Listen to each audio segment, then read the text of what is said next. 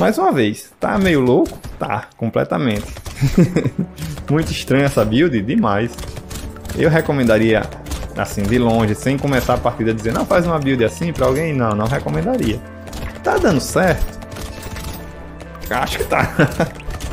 Acho que tá, né, velho? Tipo, tem uma arma deslocada, totalmente deslocada aqui, que é essa lança, mas vamos que vamos.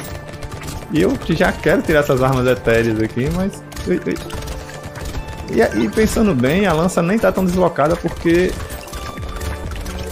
a gente tem muito dano de explosão, né? A gente limpa muitos inimigos com o dano da explosão.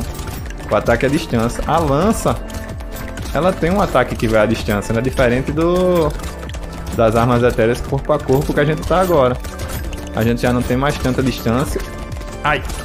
A gente já não fica a uma distância dos inimigos assim o suficiente pra gente matar muitos inimigos e ganhar os bônus dela. Dando